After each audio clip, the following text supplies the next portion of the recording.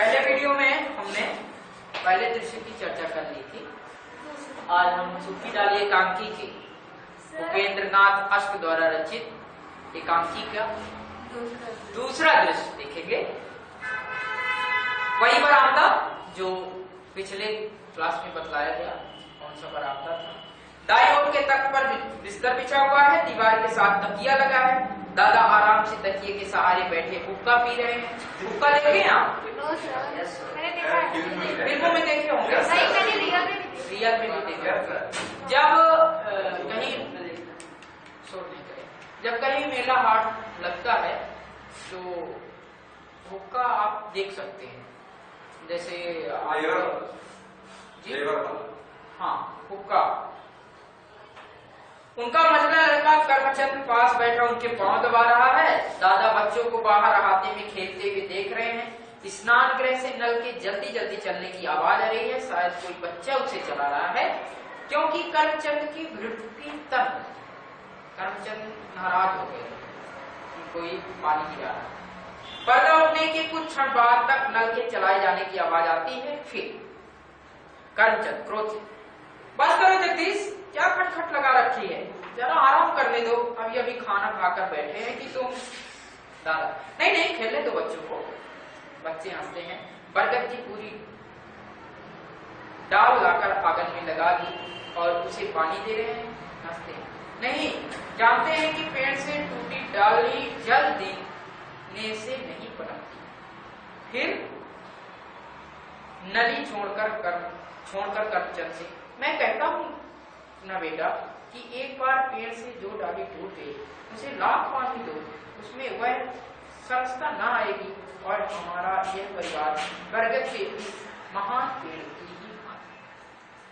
लेखक ने यहाँ से थोड़ा सा आपको गंभीर करने का प्रयास किया है।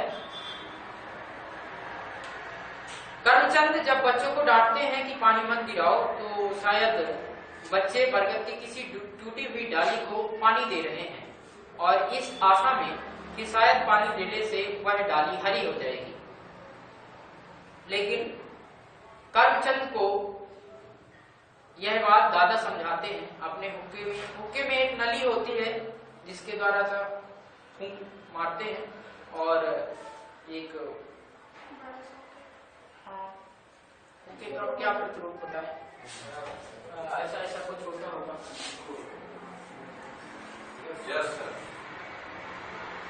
यहाँ से पाइप, यहाँ तो इसके ऊपर क्या टाइप का ये रखा हुआ और यहाँ से एक पाइप लगी होती है, इसके माध्यम से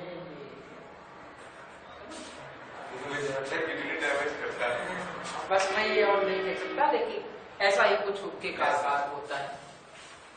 तो इसके अंदर क्या है?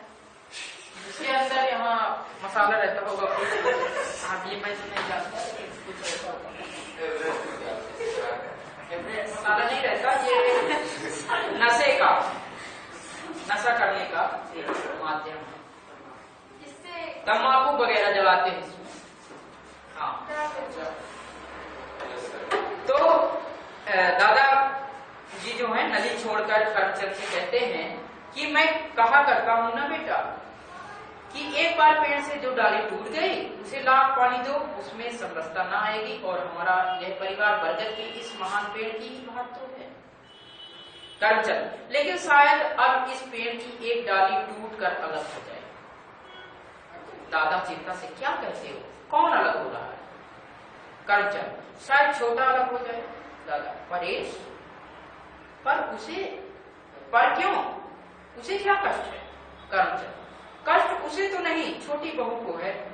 दादा, मुझे किसी ने बताया तक नहीं, यदि कोई शिकायत थी तो उसे वहीं मिटा देना चाहिए था।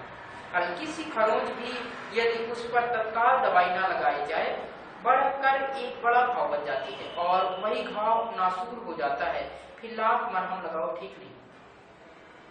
करमचंद, मैं अच्छी तरह तो नहीं जानता, पर जहां तक मेरा विचार है छोटी बहू के मन में दर्द की मात्रा जरूरत से कुछ ज्यादा, दर्द का मतलब घमंड होता है। मैंने वह मलमल के थान और रजाई के अबड़े लाकर दिए थे ना, और सबने तो रख लिए पर सुना कि छोटी बहू को पसंद नहीं है। अपने मायके के घरानों को शायद वह इस घराने से बड़ा समझती है और इस घर को घृणा की दृष्टि से देखती है। दादा, बेटा बड़प्पन बाहर की वस्तु नहीं, बड़प्पन तो मन का होना चाहिए। इस लाइन को अंडरलाइन कर लीजिए, 50 शब्दों में लिखकर लाना है। बड़प्पन बाहर की वस्तु नहीं, बड़प्पन तो मन का होना चाहिए। और फिर बेटा घृणा को घृणा से नहीं मिटाया जा सकता। बहू तभी पृथक होना चाहेगी जब उसे घृणा के बदले घृणा दी जाएगी, लेकिन यदि उसे घृणा के बदले स्नेह मिले तो उसकी सारी घृणा धुंधली पड़कर विलुप्त हो जाएगी। और मानवता भी बेटा किसी से मनवाई नहीं जा सकती, अपने व्यवहार से अनुभव कराई जा सकती है। सूंड वृक्ष आकाश को छूने पर भी अपनी महानता का सिक्का हमारे दिलों पर उस समय तक नहीं बैठा सकता जब तक अपनी शाखाओं में वह ऐसे पत्ते नहीं लाता जिसकी शीतल सुखद छाया मन के सारे ताप को हर दे और जिसके फूलों की धीमी धीमी सुगंध हमारे प्राणों में उलट पड़ती। यहाँ लेखक दादाजी के माध्यम से बतलाने का प्रयास कर रहा है कि परिवार में किस प्रकार का सामंजस्य बनाकर आपको रखना चाहिए। यदि परिवार में कोई छोटी सी बात हो जाती है तो उसे दूर नहीं बनाना चाहिए। ठीक है, बताया भी गया कि यदि छोटा सा घाव हो जाए तो उस पर एक तुरंत यदि दवाई ना लगाई जाए, यदि उसका इलाज तुरंत ना किया जाए तो वह एक बड़ा घाव और नासूर बन जाता है, क्योंकि इसका बाद में इलाज संभव नहीं होता और हो सकता है कि उसे फिर उस अंग को आपके शरीर से निकालना हो, ऐसा हो सकता है। ठीक है, तो दादाजी कहते हैं कि यदि कोई छोटी सी बात थी तो उस बात को वहीं पर तुरंत ही समाप्त कर देना चाहिए और यदि बात समाप्त नहीं हो रही है तो उसे उस पर अपने हिसाब से समझाना चाहिए, ना कि कोई क्रोध में है। यदि आप भी उसी क्रोध में हो जाओगे तो बात बढ़ जाएगी। आपने संस्कृत में एक श्लोक पढ़ा होगा, क्षमा शस्त्रम करे अतीर्ण पतितो बैठन सुमेको पसंद। यदि क्षमा रूपी शस्त्र आपके पास भी है तो दुश्मन भी आपका कुछ बिगाड़ नहीं सकता। जिस प्रकार से आग को यदि तृण रहित, जहाँ घास फूस मिट्टी ना हो, जहाँ घास फूस ना हो, जहाँ उसको फैलने की जगह ना मिले, यदि वहां गिर जाए आग कितनी भय जाएगी। पर फिर भी यदि तृण रहित स्थान पर गिर जाए, घास रहित स्थान पर गिर जाएगा तो वह स्वयं ही अपने आप बुझ जाएगी, है ना। तो दादाजी भी कहते हैं कि यदि कोई घृणा आपसे करता है तो घृणा के बदले आप उसे क्या करो, क्योंकि स्नेह से ही उसको जीता जा सकता है। घृणा से घृणा कभी भी दूर। भासी दादाजी मल्लू और जगदीश ने मेरा बट का पेड़ उखाड़ दिया। मल्लू से लड़ते हुए चीख चीख कर, क्यों फाड़ा तूने मेरा पेड़, क्यों फाड़ा? दादी, पेड़ हंसते हैं, बच्चे हंसते हैं। ठहरो भासी, लड़ो मत बेटा, जाना कर्मचंद, जरा हटाना दोनों को। कर्मचंद जाता है, परेश नीची नजर किए प्रवेश कर। दादा, आओ बेटा परेश, पर मैंने एक दो कपड़े भेजे थे ना, तनिक देखना बहू ने उन्हें धो डाला है या नहीं। धो डाले हो तो लाओ जरा, फिर मैं तुमसे बात करूँ। परेश, मैं लज्जित, मतलब कपड़े नहीं धोए हैं। वो परेश नीचे से करके कहता है, मैं लज्जित हूँ। दादा, नहीं धुले तो फिर धुल जाएंगे बेटा, आओ इधर बैठो मेरे पास, मैं तो तुम्हें बुलाने ही वाला था। आओ आओ आकर बैठो। परेश चुपचाप आकर दादा के पास बैठ जाता है। दादा, मुझे करमचंद से अभी पता चला कि तुम्हारी बहू को रजाई की अवरे और मलमल का थान पसंद नहीं है। अवरे का मतलब समझते हैं आप? तुम्हारे ताऊ ठहरे पुराने समय के आदमी, वे नए फैशन की चीजें खरीदना क्या जाने। अभी तो मैं कहता हूँ कि छोटी बहू को बाजार ले जाओ, अपनी स्वयं वह स्वयं अपनी पसंद की चीजें ले आएगी। देखो दादाजी हैं, बात समझ गए कि पुरानी चीजें बहू को पसंद नहीं है, इसलिए वो क्या करते हैं, ऑफर करते हैं परेश को और कहते हैं कि अभी अभी छोटी बहू को साथ में ले जाओ, मतलब अपनी पत्नी को साथ में ले जाओ बाजार और अपनी पसंद का जो उसे पसंद हो वो तुम ले आओ, खरीद कर ले आओ। और थोड़ा सा दोष भी देते हैं कि ये तुम्हारे ताऊ जी जो है वो ठहरे पुराने आदमी, अब पुराने आदमी क्या समझे, एक ऐसी चीजें आपकी बहुओं को चाहिए, मैं नहीं जानता। हाँ परेश जी, दादा मैं सोचता हूँ कि अब बहू आ गई है तो इंदु के विवाह की भी तैयारी में सहायता की। परेश जी मैं इसीलिए आया। दादा हाँ हाँ बहू झिझकते क्यों? परेश जी बात यह है कि इस घर में बेला का मन नहीं लगता। दादा इतनी जल्दी उसका मन कैसे लग सकता है बेटा, अभी कई दिन हुए हैं उसके आए, और फिर बेटा मन लगता नहीं लगाया जाता। परेश वह मन लगाती ही नहीं। दादा तो हमें उसका मन लगाना चाहिए, वह एक बड़े घर से आई है, अपने पिता की इकलौती बेटी है, कभी नाते रिश्तेदारों में नहीं रही नहीं, इस भीड़ भाड़ से वह घबराती होगी, इतने कोलाहल से वह ऊब जाती होगी, हम सब मिलकर इस घर में उसका मन लगा। परेश उसे कोई भी पसंद नहीं करता, सब उसकी निंदा करते हैं। अभी मेरे पास माँ, बड़ी ताई, मझली ताई, बड़ी भाभी, मझली भाभी, इंदू, रजवा सब आई, सब उसकी शिकायत करती थी, ताने देती थी कि तू उसके हाथ बिक गया है, तू उसे कुछ नहीं समझाता, और इधर वह उन सबसे दुखी है, कहती है सब मेरा अपमान करते हैं, सब मेरी हंसी उड़ाते हैं, मेरा समय नष्ट करती हैं, मैं ऐसा महसूस करती हूँ जैसे मैं पराओं में आ गई हूँ, अपना एक भी मुझे दिखाई नहीं देता, आप मेरी माने तो। दादा कहते हैं हाँ हाँ हाँ कहो क्या माने? परेश बात यह है कि वह आजादी चाहती है, दूसरों का हस्तक्षेप, दूसरों की आलोचना उसे पसंद है। वह समझती है कि वह छोटी बहू है, इसलिए सब उसकी आलोचना करना, उसे आदेश देना अपना कर्तव्य समझ, और वह अपनी अलग गृहस्थी बसाना चाहती है, जहाँ उसे कोई रोकने वाला न हो, जहाँ वह स्वेच्छापूर्वक अपना जीवन बिता सके। वह चाहती है कि यदि बाग वाला मकान उसे मिल जाए तो वह सुख और शांति से रहे। मैं तो सदैव यहाँ बना न रहूंगा, कुछ ही दिनों की बात में मेरी तब्दीली हो जाएगी, उतने दिन को तो यदि आप बाग वाले मकान का प्रबंध कर दें, उसकी सारी उद्युक्ता, अन्य मनस्कता और तिरमिराहट में उसकी यही इच्छा काम करती है। अब मैं उसे कैसे समझूं? दादाजी तो यह बात थोड़ा सा अटपटी लगी, और अचानक ऐसी बात, क्योंकि दादा से खुलकर परेश ने कह दिया कि मेरी भी तब्दीली हो जाएगी, तब तक यहाँ परेशान, और रोज तो यहाँ रहने वाले नहीं है, उनका साथ कब तक रहेंगे, तब तक उसका मन है तो वो बाग वाला जो मकान है उसको दे दीजिए, हम अकेले रहेंगे, अलग रहेंगे। दादा और खांसते हैं, यह तो इस झंझट से छुटकारा पाने का सरल उपाय यही है कि तुम्हें बाग वाला मकान दे दिया जाए, वह बड़ा भी बेकार है, और मैं उससे किसी तरह का काम लेने का भी इरादा नहीं रखता, पर तुम जानते हो बेटा मेरे जीते जी यह संभव है। दादाजी कहते हैं कि मैं सोचता हूँ कि ये सरल उपाय है तुम्हारे अनुसार, और दे दिया जाए, मुझे उससे कोई विशेष काम भी नहीं है उस कमरे से, लेकिन मेरे जीते जी ये असंभव है। मैं जब अपने परिवार का ध्यान करता हूँ तो मेरे सामने वट का महान पेड़ फूट जाता है, फिर खांसते हैं, शाखाओं, पत्तों, फूलों से भरा पूरा, और फिर मेरी आंखों के सामने इस महान वृक्ष की डालियां टूटने लगती हैं और वह केवल टूट रह जाता है। धीमा स्वर जैसे अपने आप से कह रहे हूँ, मैं सिहर उठता हूँ, ना बेटा मैं अपने जीते जी यह ना होने दूंगा, तुम चिंता ना करो, मैं सबको समझा दूंगा, घर में किसी को तुम्हारी पत्नी का तिरस्कार करने का साहस ना होगा, कोई उसका समय नष्ट ना करेगा। ईश्वर की अपार कृपा से हमारे घर सुशिक्षित सुसंस्कृत बहू आई है, तो क्या हम अपनी मूर्खता से उसे परेशान कर देंगे?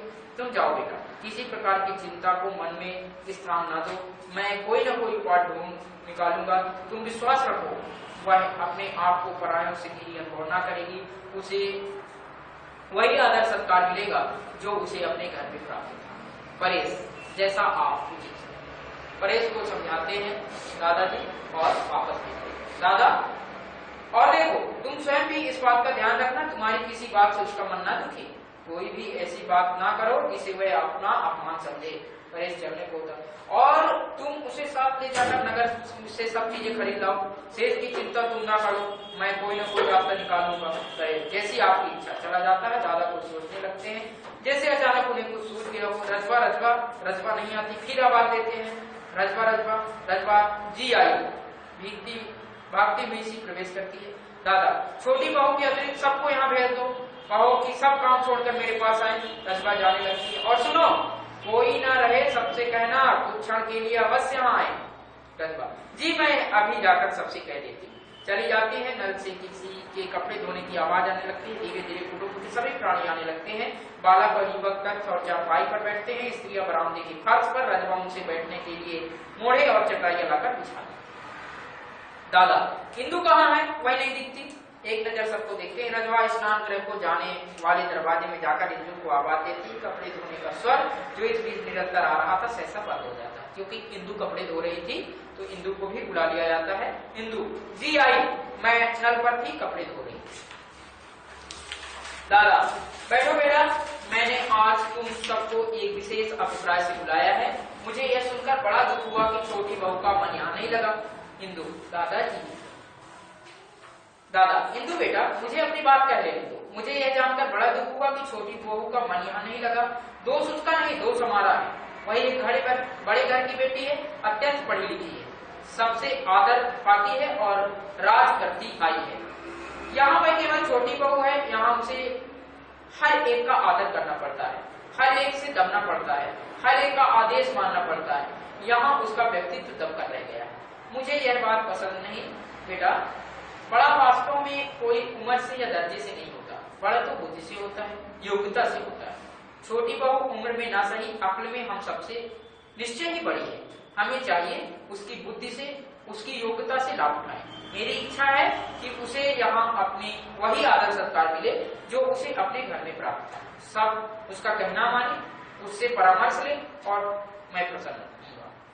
यदि उसका काम भी तुम लोग आपस में बांट लो और उसे पढ़ने लिखने का अधिक अवसर दो, उसे अनुभव ही ना होगा कि वह किसी दूसरे घर में, किसी दूसरे वातावरण में आ गई है।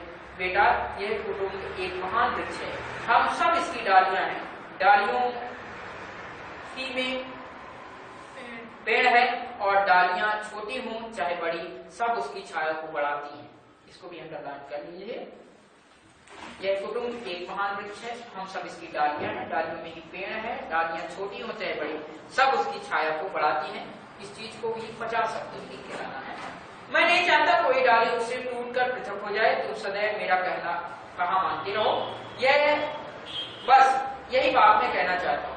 यदि मैंने सुन लिया किसी ने छोटी बहू का निरादर किया, उसकी हंसी उड़ाई है या उसका समय नष्ट किया है, तो इस घर से मेरा नाता सदा के लिए टूट जाएगा। अब तुम सब जा सकते हो। सब धीरे धीरे दादा इंदु बेटा और मछली बहू तुम जरा बैठो। दोनों के अतिरिक्त से सब चले जाते हैं। मछली बहू और इंदु को बैठा देते हैं। दादाजी उनसे बात करते हैं। मछली बहू तुम अपनी हंसी को उन लोगों तक ही सीमित रखो बेटा जो उसे सहन कर सकते हैं। बाहर के लोगों पर घर में बैठकर हंसा जा सकता है, किंतु घर के लोगों को तब तक हंसी का निशाना बनाना ठीक नहीं जब तक वो घूमते घर का अंग न बन जाए। और इंदु बेटा तेरी छोटी भाभी बड़ी बुद्धिमती, सुशिक्षित और सुसंस्कृत है। तुझे उसकी हंसी उड़ाने, उससे लड़ने झगड़ने के बदले उसका आदर करना चाहिए, उससे ज्ञान अर्जन करना चाहिए। तुम दोनों को मैं इस विषय में विशेषकर सावधान रहने का आदेश करता हूँ। एक क्षण बाद अब तुम जाओ और देखो, फिर मुझे शिकायत का अवसर ना मिले। गला भराता है। यही मेरी आकांक्षा है कि सब डालियां साथ साथ बढ़े, फले फूले, जीवन की सुखद शीतल वायु के परस से झूमे और सरसाएं। पेड़ से अलग होने वाली डाली की कल्पना ही मुझे सिहरा देती है, मतलब डरा देती है। इंदु हमें क्षमा कीजिएगा दादाजी, हमारी ओर से आपको कभी शिकायत का अवसर न मिलेगा। दोनों चली जाती हैं। दादा फिर बाहर खेलते हुए बच्चों को आवाज देते हैं। भासी, मल्लू, जगदीश आओ और तुम्हें एक कहानी सुनाए, बरगद के पेड़ और उसके बच्चों की। भासी दरवाजे से जाकर हम सुन चुके हैं, हम नहीं आते, हर बार वही कहानी। मल्लू चांद राजा तारा राजा की सुनाओ तो आए, हर बार वही कहानी नकल उतार कर। एक था बरगद का पेड़, हंसते हुए अदृश्य हो जाते हैं। दादा हंसते हैं। यही तो जीवन को सुदृढ़, विशाल और महान बनाती है। वही दादाजी कहानी बतलाते हैं अपने ही परिवार की।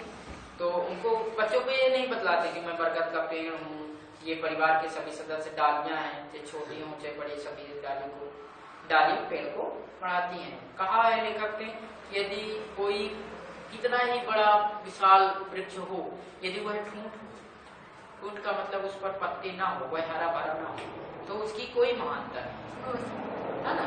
लेकिन यदि कोई छोटा भी वृक्ष हो, वह अपने शीतलता को, अपने छाया को किसी को दे सकता है, तो वह महान वृक्ष है। तीसरे दृश्य की ओर हम उस समय बस जाए।